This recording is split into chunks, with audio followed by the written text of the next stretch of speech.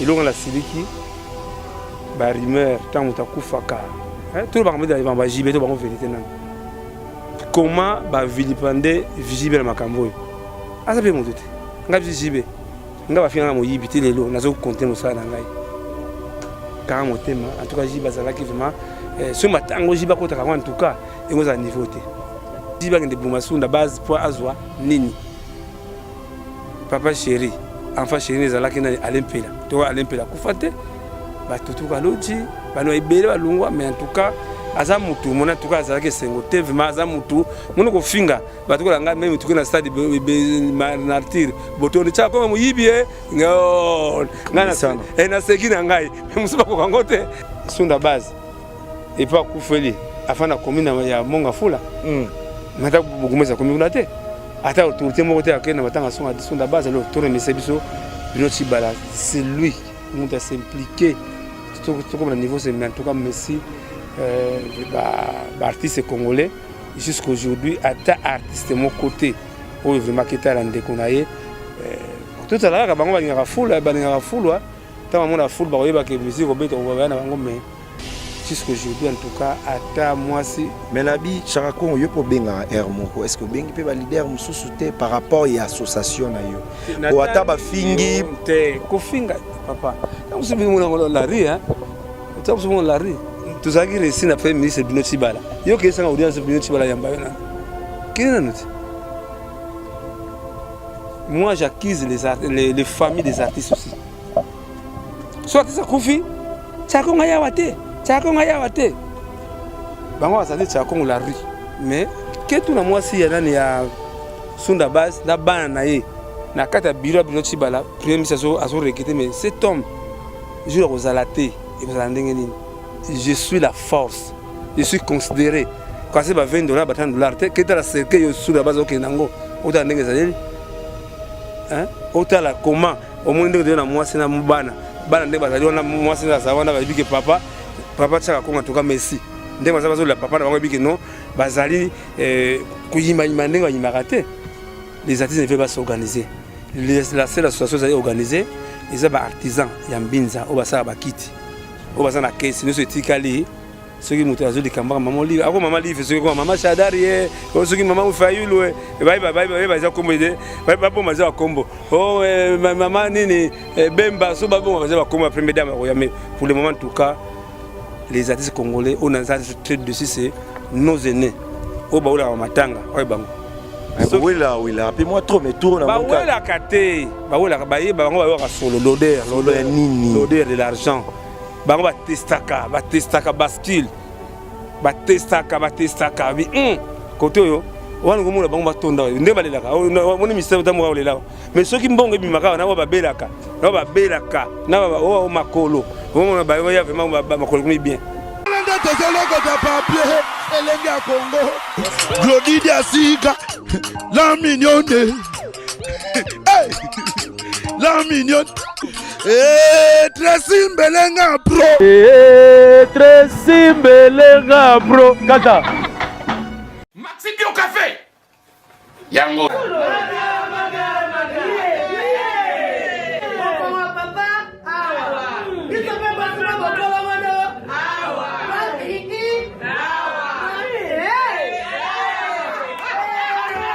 A connaît pas demande hémorroïde et le dimne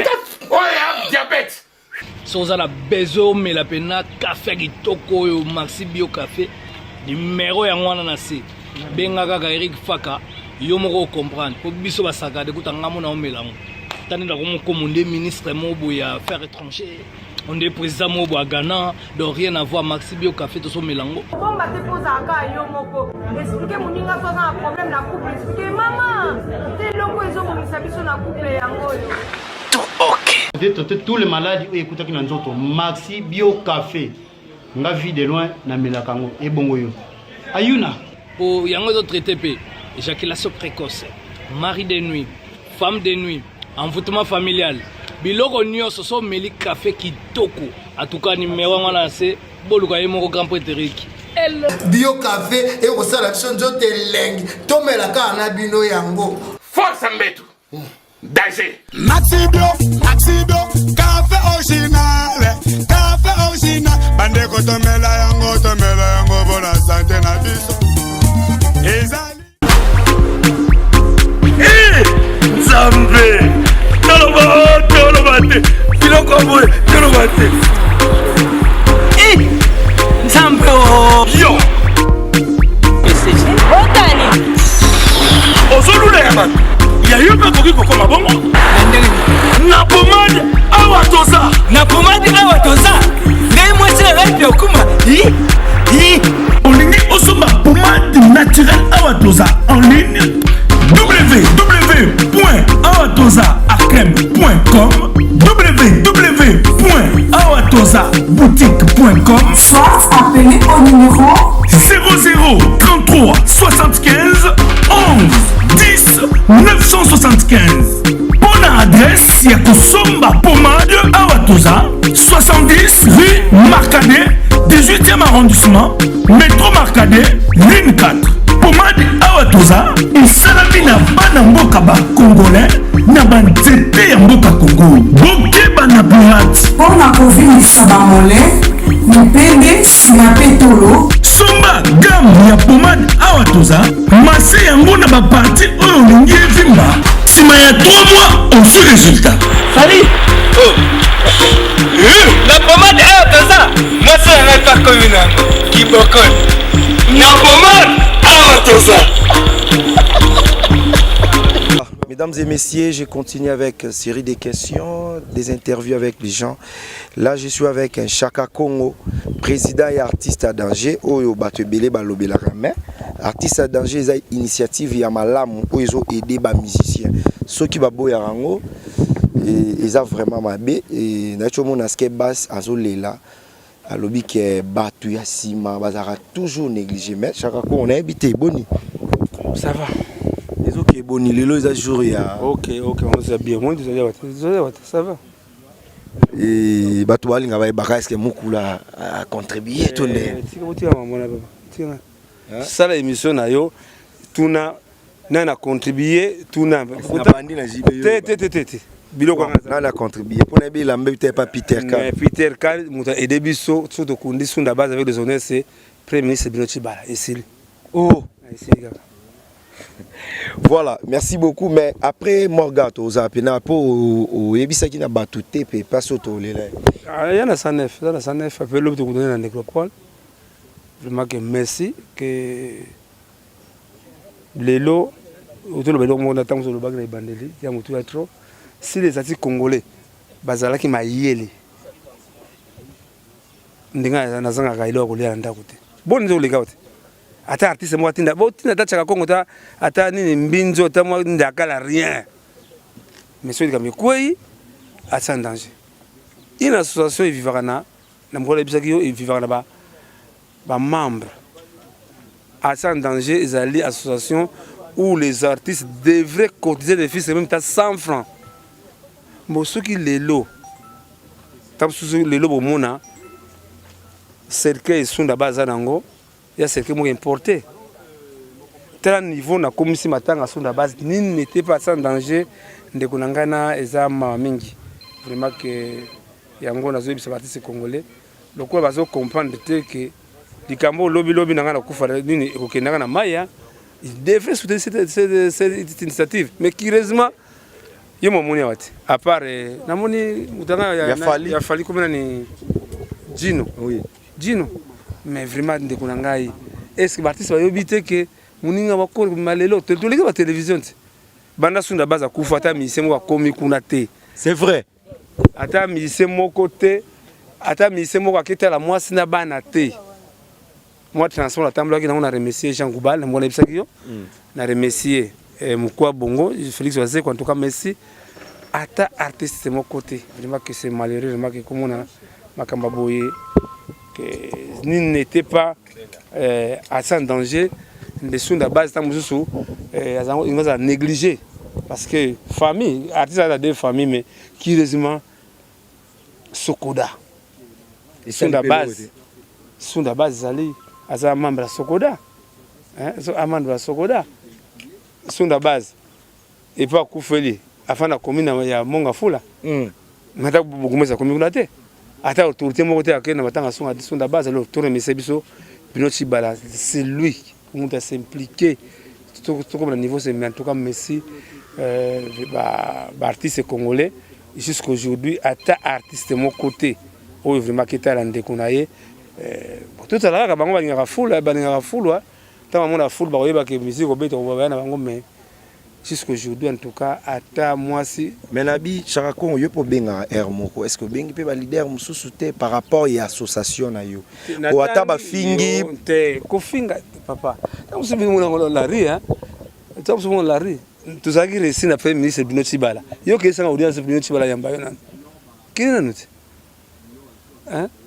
sans ron nangai to pese compte bancaire to na pe numéro compte bancaire na pe numéro compte bancaire na pe numéro nani ya moi si et ya moi na ye ils ont comprendre que limisa na émission limisa nga benga sim ils ont comprendre promis au moment c'est quoi moi j'accuse les familles des artistes aussi soit artiste kufi Chaka Kongo ya wate bango asante Chaka Kongo la rue mais que tout na moi si ya nani ya sonda base na bana na ye na kata bureau Bruno Tshibala premier ministre aso regretter mais cet homme jour kozalate et kozala ndenge nini loko bango ba mona ko mandia ba mona ko nini non na le bien na biso tam so bi mandia ngasa mandia moi je donne l'information c'est que yo concerne dossier dans la primature ton la présidence va répondre yo hein kena ka ya musika te ba mo livre za nera hein na so ngala so bi ba mo livre za nera na GBA biro za kana biro nani shadari na sima nani na sima sima nini na babe oni na royal kimbuta ndio kimbuta te okika kati misimbongo pe babiso mbongo c'est fini ben na ba matanga il ngol la que je suis la force je suis considéré quand c'est ba $20 ba $10 te que la cercle yo sur la base ok nango ota ndenge zali hein otala comment au moins ndenge na moi c'est na bana ndenge bazali ona moi c'est na sawana ba bike papa Chaka Kongo en tout cas merci ndenge bazali bazo la papa na bango bike non bazali kuyima ndenge ba yimarate c'est ça. Voilà, mais message junior lo parce qu'on a artiste au pe ba otala biso siko parce que artiste ba wana bango raté papa les artistes ne peuvent pas s'organiser la seule association est organisée ils ont artisans ya mbinza o basala bakiti o basana caisse nous c'est tikali ceux qui mutu azuli kamba maman livre ako maman livre ceux qui maman shadari ceux qui maman ufayulu bye za kombo de bye bo maza kombo oh maman nini bemba so babo maza kombo premier dame mais pour le moment en tout cas les artistes congolais on a très dessus c'est nos aînés o baola matanga oy bango oui rappelez-moi trop mais tour na mon cas baola kate baola baye bango baola solo l'odeur de l'argent bango batestaka bascule batestaka bi côté yo wana ngomona bango batonda nde balelaka moni misebo tamu balela mais soki mbongo bimaka na babelaka na o makolo omona ba ya vraiment makolo comme bien non ce sont pas des choses encourageantes je crois que témoignage vivant zali moi ça sont de base là-bas sont de base oh tant que premier ministre a jamais biso 2 fois ils ont prendre pour tant que journaliste moi comme Jordan nani je connais Jordan ce que Jordage waki comment bakamola la possibilité au Chaka Kongo na famille bazo kanate ba lembongo mais ndeko nanga est-ce que sunda base azo ça la primature les peut vendre à membre famille ça non ngam mbetani o yazali o yaza bokilo na biso mwana mobali ya mwana mpongo love o ba ebi valeur nangai on a que la nzala ke na lunda kuna bango na funguli je mange comme chez moi ils ont prendre que na ebisa yo internet oui mais c'est internet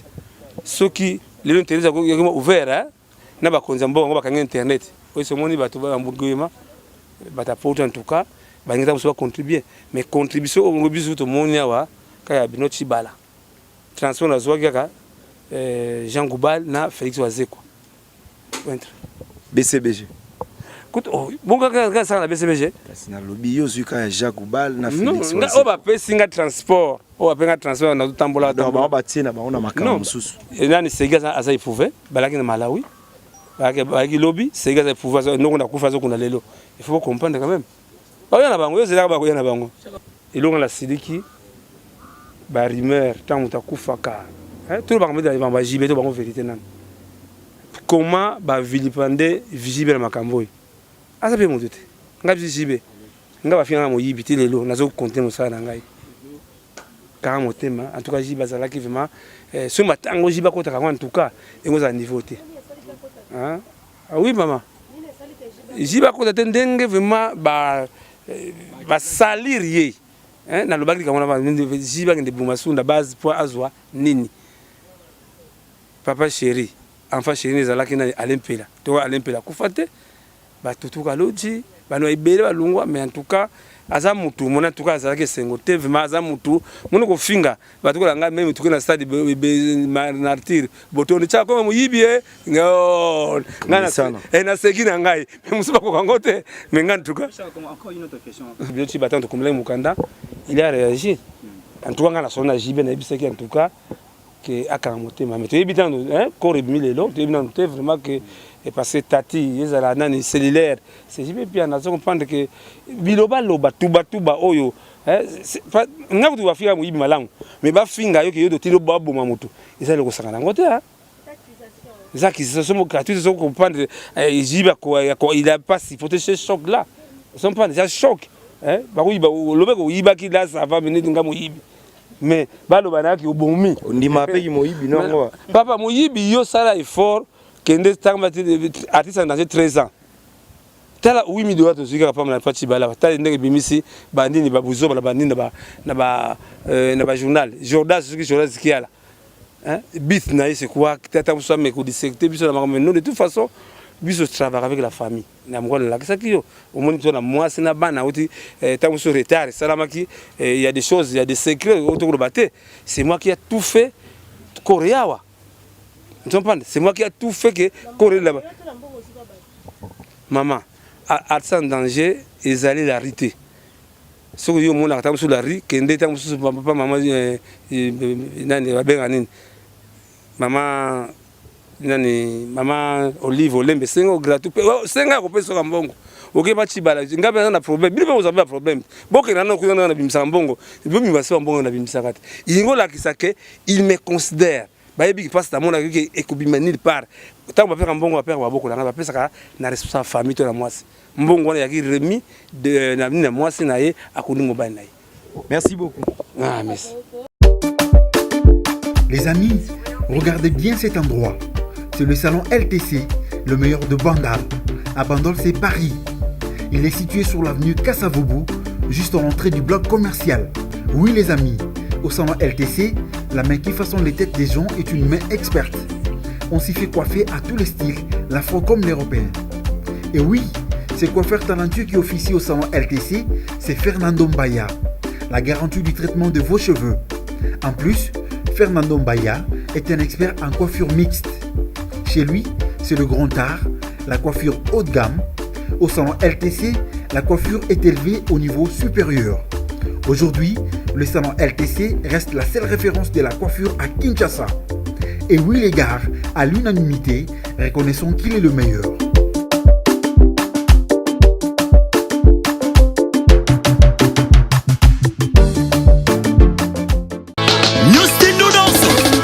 Billy Odia, Wakabase,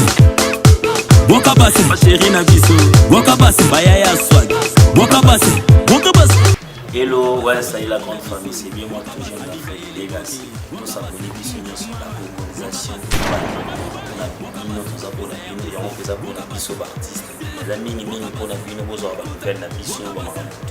la colonisation, on va ramener ce bandarana, Wani, Ka, Koko, Ka, tout ça là, on a Utunganga,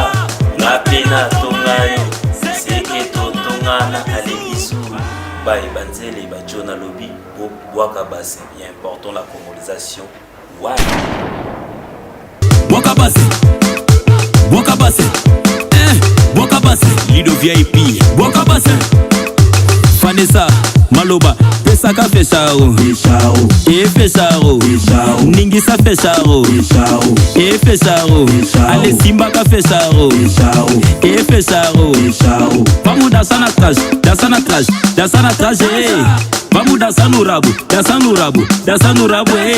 Berton Tibala, Atomanga, na pena tonga Segredo tongana, allez bisous, bye. Congo, Glody Diasiga, la mignonne, hey, la mignonne,